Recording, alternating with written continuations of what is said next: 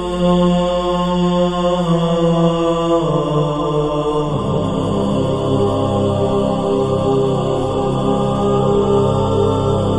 اللہ الرحمن الرحیم الحمد للہ رب العالمین وصلی اللہ علی محمد وآلہ الطاہرین واللعن الدائم علی اعدائہم اجمعین اما بعد فقد قال اللہ الحکیم فی کتابہ الکریم وقال الرسول ان قوم اتخذوا هذا القرآن مہجورا شهر رمضان الذي انزل فيه القرآن هدى للناس وبينات من الهدى والفرقان۔ ایک مرتبہ پھر پروردگار عالم کا لاکھوں لاکھ احسان کہ اس نے ہمیں اپنے دین کی ترویج و اشاعت کے لیے اس ماہ مبارک میں ایک موقع عطا فرمایا۔ ہماری گفتگو قرآن کریم کی خصوصیات، فضیلت، افادیت ان میں چل رہی تھی، اور عرض ہوا آپ کی خدمت میں کہ ہم ان بحثوں کو اصل میں تمہید بنانا چاہتے ہیں اپنے اصلی موضوع کے لیے کہ ہم قرآن کو کیسے اپنائیں، قرآن کو اپنی زندگیوں میں کس طرح سے اپنی زندگی کو قرآن کے مطابق سنواریں اور ڈھالیں۔ لیکن ظاہر سی بات ہے وقت کی محدودیت اور نزاکت کو مد نظر رکھتے ہوئے ہماری یہ جو آخر کی چند نشستیں ہیں، 2 نشستیں ہیں آج اور کل کی، اس میں ہمیں گفتگو کو سمیٹنا ہے اور کسی نتیجے پر پہنچانا ہے۔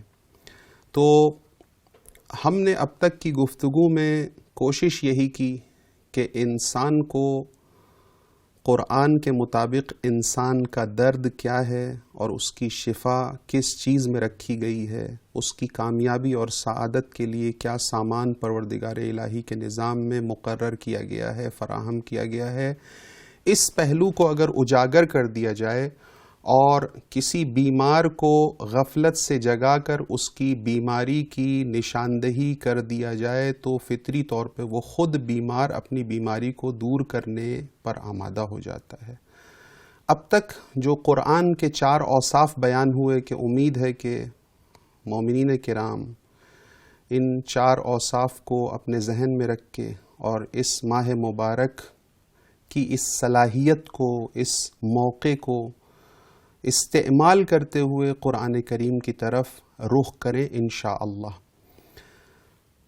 اپنے اصلی موضوع پر آنے سے پہلے، کیونکہ وقت بہت کم ہے، اپنے اصلی موضوع پر آنے سے پہلے زیادہ نہیں، صرف ایک اہم تمہیدی گفتگو آپ کی خدمت میں عرض کرنا ہے، اور وہ تمہیدی گفتگو توجہ کیجیے گا کہ وہ تمہیدی گفتگو یہ ہے کہ جب ہم شریعت کے احکام، خاص کر واجبات یا محرمات، جب ہم شریعت کے احکام پہ ایک نگاہ ڈالتے ہیں، ان کی تفصیلات پہ ہم ایک نگاہ ڈالتے ہیں، تو ہمیں ایک بات واضح طور پر سمجھ میں آ جاتی ہے کہ اس تربیت الہی کے نظام میں ہر ایک کی جگہ موجود ہے۔ پروردگار عالم انسان کو، چاہے وہ کسی بھی عبودیت کے درجے پہ ہو، چاہے وہ کسی بھی اسلام کے مرتبے میں ہو،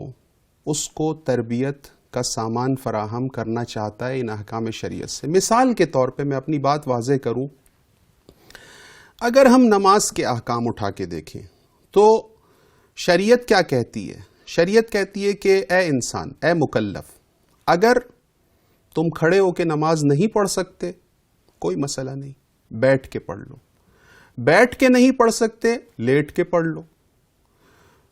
اے انسان، اگر تم رکوع کرنے پہ قادر نہیں ہو تو اس طرح سے رکوع کر لو، سجدہ کرنے پہ قادر نہیں ہو تو اس طرح سے۔ یعنی پروردگار عالم احکام شریعت جتنے بھی ہیں، مثلا نماز کے یہ سارے احکام جو ابھی بیان ہوئے اجمالی طور پہ، ان کو ملاحظہ کرنے سے یہ سمجھ میں بات واضح طور پہ آ جاتی ہے کہ ہر ایک کو اس کی سعادت اور کامیابی کا موقع فراہم کیا جا رہا ہے۔ کوئی یہ نہ سمجھے کہ اگر میں اس مرحلے میں ہوں یہی بات قرآن کریم میں بھی ہے. میں بہت مختصر کروں.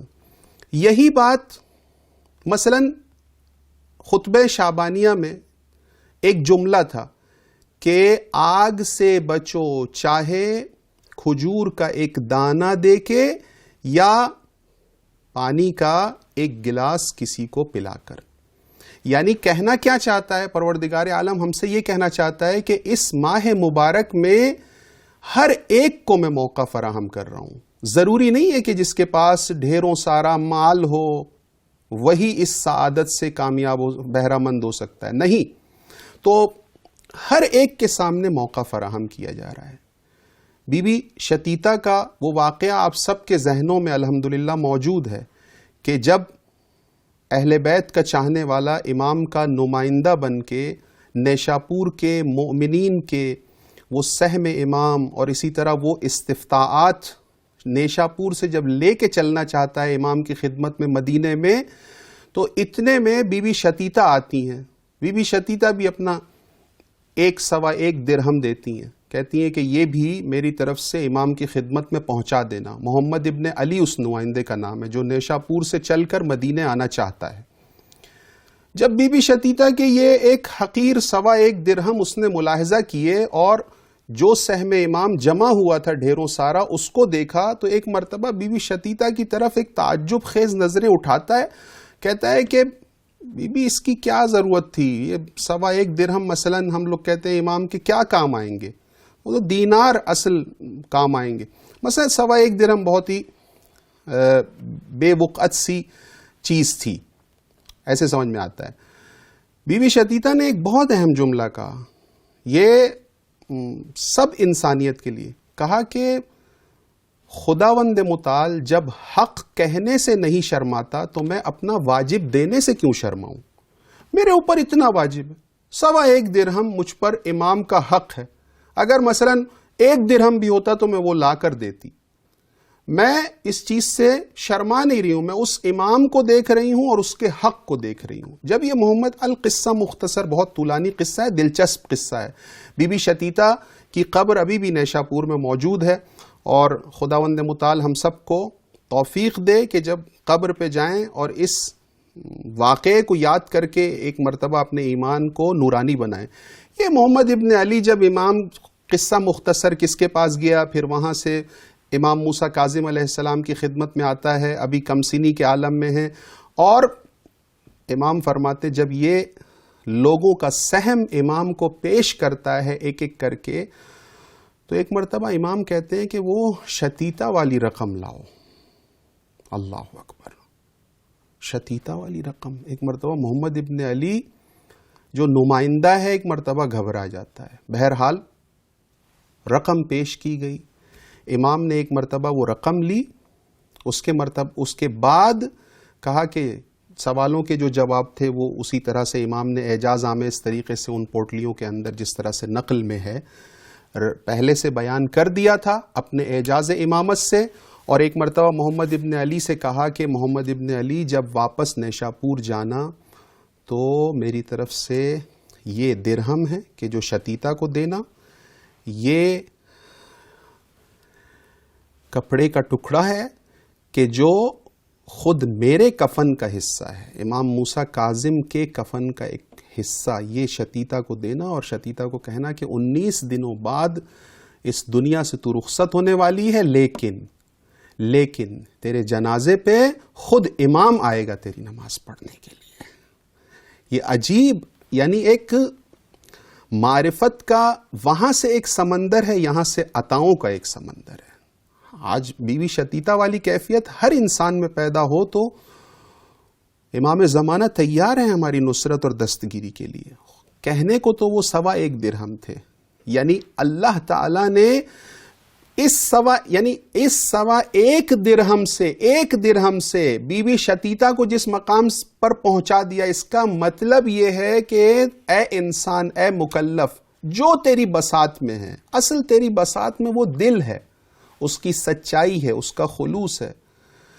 میں نے کہا نا کہ اس حیوان کو ایک شخص نے جو گوشت کے چند ٹکڑے جو خرید کر لایا تھا اپنے گھر والوں کے لیے، جب وہ دے دیے اور جب گھر پہنچا ہے تو اس کا دل جو نورانی ہوا، کتنے ہی مومنین ہزاروں کے لحاظ سے جو وہ تبرک پیش کر رہے ہوتے ہیں، یا میں کسی پہ بھی ٹونٹ نہیں کر رہا ہوں، میں صرف اس حقیقت کی طرف اشارہ کر رہا ہوں کہ ہمیں یہ سوچنا چاہیے کہ اتنی اس سے لاکھوں گنا زیادہ خرچ کر کے مومنین کے دل نورانی کیوں نہیں ہو پاتے ہیں؟ چیک کرنا چاہیے، چیک اینڈ بیلنس ہمیشہ رکھنا چاہیے. کیوں ایسا نہیں ہوا؟ اس نے اتنے کم مال میں وہ پا لیا، میں نے اتنے زیادہ مال میں بھی وہ نہیں پایا. شریعت کے احکام کو، خلاصہ بحث کو سمیٹیں، شریعت کے احکام کلاسیفائیڈ ہیں، درجہ بندی ہوئی ہے ان کی. یعنی اگر تم اس حالت میں ہو تو یہ نماز پڑھو، اگر اس حالت میں نہیں ہو تو اس سے جو دوسری حالت کی نماز ہے وہ اس سے آپ کبھی بھی یہ نہ سمجھیں کہ وہ لولی لنگڑی نماز ہے. نہیں، اس نماز سے بھی انسان وہی ایمان حاصل کر سکتا ہے کہ جو قیام کی حالت میں نماز پڑھی ہے. صرف مسئلہ آپ کی کیفیت کا ہے، آپ کے اس خلوص کا ہے. تو اسی طرح سے اب آئیے اصلی گفتگو میں. ہم جو قرآن کریم کو اپنانے کے 6 مرحلے پیش کرنا چاہتے ہیں، جو عرض خدمت ہوں گے ابھی آپ کے 6 مرحلے، وہ 6 مرحلے بھی ایسے ہی ہیں. یعنی کوئی انسان یہ نہ سمجھے کہ اگر مجھے قرآن پڑھنا نہیں آتا تو میں خداوند متعال کی جانب سے وہ سعادت اس رمضان میں حاصل نہیں کر سکوں گا یا پورے سال حاصل نہیں کر سکوں گا. نہیں، درجہ بندی ہے. پہلا درجہ، سب سے پہلا درجہ کہ وہ سب مومنین اس پر عمل کرتے ہیں، اگرچہ اس کو بیان کرنے کی بھی ضرورت نہیں تھی. اب ہم باقاعدہ طور پر قرآن کریم کو اپنانے کے مراحل میں بیان شروع کر چکے ہیں. پہلا درجہ، مسلمان قرآن کریم کے نسخے کو اپنے گھر کی زینت بنائے کہ الحمدللہ تمام مومنین اس پر عمل کر چکے ہیں. سب کے سب قرآن کریم کا کوئی نہ کوئی ایک نسخہ، مصحف مبارک قرآن کریم اپنے گھروں میں رکھتے ہیں. البتہ اس کی امام جعفر صادق علیہ السلام سے یہ منقول ہے کہ فرماتے ہیں کہ انہو لیعجبنی، کہ تمہارے چھٹے امام کو یہ بات پسند ہے کہ ان یکون فی البیت مصحف یطرد اللہ بہ الشیاطین. تمہارے چھٹے امام کو یہ بات پسند ہے اے مومن کہ تو اپنے گھر میں قرآن رکھ کہ جس کی برکت سے شیاطین کو خدا دور کر سکے. لیکن یہ پہلا مرحلہ ہے. اس سے اور بھی حکمتیں ہیں قرآن گھروں میں رکھنے کی کہ یہ ترویج و اشاعت قرآن کا تمدن اور قرآن کا وہ رواج پیدا کرنا مسلمانوں کے درمیان کہ یہ کہیں کم نہ ہو جائیں، کہیں نسخے اس کے کم نہ ہو جائیں. ایک حکمت یہ بھی ہے، ایک دوسری حکمت جو عرض کی کہ دفع شیاطین و بلایا، لیکن عرض کیا یہ پہلا مرحلہ ہے. دوسرا مرحلہ قرآن کی آیات کو دیکھنا. دوسرا مرحلہ نمبر 2، قرآن کی آیات کو دیکھنا. النظر فی المصحف، یعنی قرآن کریم کے اندر نگاہ ڈالنا. چند چیزیں ہیں کہ جن کے اوپر نگاہ ڈالنا، نظر کرنا شریعت میں ثواب قرار دیا ہے، عبادت قرار دی. ایک مرتبہ حضرت ابو ذر مکے میں بیت اللہ الحرام کے سامنے ایک شخص کے پاس بیٹھے ہوئے تھے. وہ شخص راوی ہے اس حدیث کا. ایک مرتبہ کہتا ہے کہ میرے اور حضرت ابو ذر کے سامنے سے امیر المومنین گزرے اور ایک مرتبہ آپ نے عبادت اور نماز شروع کر دی بیت اللہ کے سامنے. ایک مرتبہ ابو ذر ٹکٹکی باندھ کر امیر المؤمنین کے چہرے پہ نگاہ ڈال کے، ٹکٹکی باندھ کے. ایک مرتبہ اس راوی نے کہا، اس شخص نے کہا جو روایت کا ناقل ہے، کہتا ہے کہ اے ابو ذر کیا ماجرا ہے کہ تو اس طرح سے امیر المومنین کے چہرے. کہا کہ میں نے پیغمبر سے یہ سنا ہے کہ چند چیزوں کی طرف دیکھنا عبادت ہے، ان میں سے ایک امیر المومنین کے چہرے کی طرف دیکھنا عبادت ہے. اور اسی روایت کے ضمن میں ہے کہ النظر فی المصحف، خود قرآن کریم اس کی آیات کو دیکھنا عبادت ہے. النظر الی وجہ الوالدین بالرأفت عبادہ، والدین کی طرف انسان پیار سے جو دیکھتا ہے وہ عبادت ہے. النظر الی بیت اللہ عبادت. یہ چند چیزیں دیکھنا ان کی. تو قرآن کریم یہ دوسرا مرحلہ ہے. ایک مرتبہ پہلے مرحلے میں آپ صرف فرض یہ ہم نے کیا تھا کہ قرآن کریم کو خالی گھروں میں رکھا ہوا ہے. دوسرے مرحلے میں دیکھنا عبادت ہے. کوئی مومن اس نہیں پڑھ سکتا, کچھ نہیں کر سکتا, قرآن کریم کو دیکھے, قرآن کریم کو نظر ڈالے, نگاہ ڈالے. ایک مرتبہ چند آیات کو ایسے ہی اپنی نگاہوں کے سامنے سرسری انداز میں دیکھے. البتہ یہ مرحلہ ہے. اگر وہ بھی اس خلوص سے اس کام کو کرے گا, شاید اللہ تعالیٰ اسے اگلے والے مرحلے کی توفیق عنایت کرے گا. تیسرا مرحلہ قرآن کی تلاوت. میں بہت جلدی گزر رہا ہوں. قرآن کی تلاوت سننا, قرآن کو سننا. تلاوت کوئی اور کر رہا ہے, آپ سن رہے ہیں. خود یہ مرحلہ بھی ابھی خود تلاوت کرنے کے مرحلے میں نہیں ہے. پیغمبر اکرم سے منسوب ہے یہ روایت کہ من استمع الی آیت من کتاب اللہ تعالی کتب لہ حسنۃ مضاعفہ یا کتب لہ حسنۃ مضاعفہ ومن تلاها کانت لہ نورا یوم القیامہ.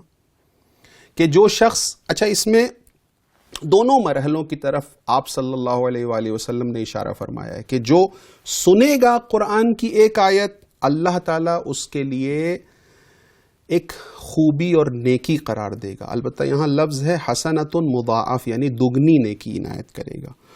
اسی طرح چوتھے امام سے بھی یہ منقول ہے, اور اتفاق سے یہی بات چھٹے امام سے بھی منقول ہے. تو دو اماموں سے یہ بات منقول ہے کہ من استمع حرفا من کتاب اللہ, جو قرآن کریم کا ایک حرف بھی سماعت کو پہنچاتا ہے, سنتا ہے, تو من غیر قراءت, لیکن پڑھتا نہیں ہے, سنتا ہے خالی, تو کتب اللہ لہ حسنہ ومحا عنہ سیئہ ورفع لہ درجہ. اس کے لیے ایک نیکی لکھ دی جاتی ہے, ایک گناہ معاف ہو جاتا ہے, اس کا ایک درجہ بڑھ جاتا ہے. البتہ یہ لازم و ملزوم چیزیں ہیں. تو یہ قرآن کی تلاوت کو سننے کا, یہیں پہ میں رک کے کہوں گا. آج اس سوشل میڈیا کے دور میں, کل کو ہمارے پاس گزشتہ یعنی ماضی میں وہ وسائل فراہم نہیں تھے, لیکن آج الحمدللہ وہ وسائل فراہم ہیں کہ ہم سوشل میڈیا کے ذریعے سے, ایسے چینل ہیں قرآن کے بنے ہوئے, آپ ہر روز قرآن پڑھ نہیں سکتے, کوئی بات نہیں, یہ بہانہ نہیں ہے آپ کے لیے. آپ کو قرآن سے موقع فراہم چاہیے, موقع چاہیے, آپ سن سکتے ہیں. آپ کوئی بھی کسی بھی پسندیدہ قاری کو جو صوت حزین سے پڑھ رہا ہو, آپ کو جو بھی اچھا لگتا ہو, آپ سن تو سکتے ہیں. یہ چوتھا مرحلہ ہے تلاوت قرآن کا. مختصر انداز اور مختصر وقت میں گنجائش. تلاوت قرآن کے بارے میں متواتر روایات اس کے ثواب, اس کی فضیلت اور اس کی اچھائی کو بیان کرتی ہیں کہ ان کو بیان کرنا مقصود نہیں ہے. اس حالت میں پڑھو تو اتنی نیکیاں ہیں, اس حالت میں پڑھو تو اتنی نیکی ہے, دیکھ کے پڑھو قرآن کو نیکی ہے زیادہ. ایک چیز جس کی طرف روایات میں تاکید ہے وہ میں چاہوں گا یہاں بیان کرنا, کہ قرآن کریم کو گھروں میں پڑھنے کی تاکید ہوئی ہے. مسجد یا کسی فرہنگ خانے میں یا کسی اور جگہ کے بجائے اتفاق سے اپنے گھروں کو قرآن کی تلاوت سے منور کرنے کی تاکید کی گئی ہے. اہم نقطہ ہے. تشبیہ بھی عجیب دی ہے کہ یہ پیغمبر اکرم سے روایت ہے کہ ان البیت اذا کثر فیہ تلاوت القرآن کثر خیرہ واتسع اہلہ واضاء لأہل السماء کما تضیء النجوم لأہل الارض.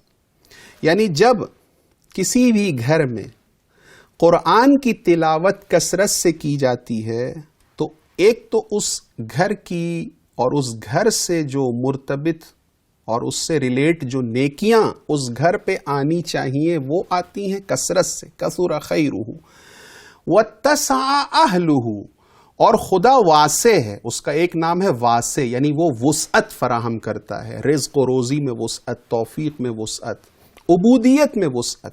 اس کے اہل میں ایک وسعت آتی ہے. اتسع اہلہ وَأَضَاءَ لِأَهْلِ السَّمَاءِ، یہ ایک عجیب تشبیہ ہے. اور جس طرح سے اہل زمین کے لیے آسمان تاریک میں ستارے روشن ہوتے ہیں، اسی طرح ملائکہ کے لیے، اہل سما کے لیے وہ گھر گھر روشن ہوتے ہیں کہ جس میں کثرت کے ساتھ تلاوت قرآن کی جاتی ہے. اس کا فائدہ کیا ہے مولانا؟ اگر ملائکہ کو ہمارے گھر نظر آ رہے ہیں، اس کا فائدہ، ایک ہمارے استاد تھے، وہ بہت اچھا تشبیہ اور استدلال کرتے ہیں بلکہ، یا شاید روایت میں ہو، بہرحال مطلب حق ہے. وہ یہ ہے کہ انہوں نے فرمایا کہ قرآن کی آیت ہے یستغفرون لمن فی الارض، ملائکہ اہل زمین کے لیے استغفار کرتے، پروردگارا اس بندے کو اپنے معاف کر دے. ہم واسطہ بنتے ہیں، شفاعت کرتے ہیں، اس کے گناہ معاف کر دے. تو وہ فرماتے تھے کہ جب ملائکہ کو جو اہل زمین نظر آئیں گے انہی کے لیے استغفار کریں گے. وَيَسْتَغْفِرُونَ لِلَّذِينَ آمَنُوا، البتہ یہاں لِلَّذِينَ آمَنُوا کہا جا چکا ہے، اور ایمان کی نشانی تلاوت قرآن ہے. چھٹے امام کی ایک حدیث ہے جس میں وہ فرماتے ہیں کہ یہ حدیث بھی بہت ہی اچھی ہے کہ اس کو انشاءاللہ اگر موقع ملے تو کل کی گفتگو میں انشاءاللہ پیش کروں گا، کیونکہ یہ ایک تھوڑا سا تفصیل طلب ہے بھی، اور میں چاہوں گا کہ اس پہ تھوڑی سی روشنی فراہم کی جائے، روشنی ڈالی جائے. تو یہ ابھی 4 مرحلے ہوئے، انشاءاللہ ہم کل کی گفتگو میں اسی کو کنٹینیو کریں گے اور اس کے باقی 2 مرحلے انشاءاللہ العزیز بیان کریں گے. خداوند متعال سے دعا ہے کہ پروردگار عالم اپنے اس مبارک مہینے کے صدقے میں، اپنی ان رحمتوں کے صدقے میں جو تو نازل کرنے والا ہے اپنے بندوں پہ، پروردگار عالم ہر ایک مومن کے دل کو اس لحاظ سے نرم کر دے کہ وہ قرآن کریم کی جانب متوجہ ہو جائے، اور قرآن کریم کے جس مرحلے سے وہ فائدہ اٹھانا چاہ رہا ہے پروردگار متعال اس کو اس مرحلے سے فائدہ اٹھانے کی توفیق عطا فرمائے. وآخر دعوانا ان الحمد للہ رب العالمین.